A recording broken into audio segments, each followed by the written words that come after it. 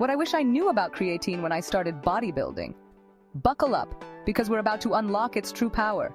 Creatine, it's the rock star of supplements. But what's the hype really about?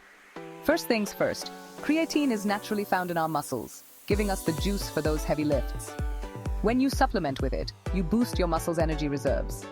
More energy means lifting heavier, longer, and more often. But here's the catch. Most people take it wrong. Loading up correctly is key.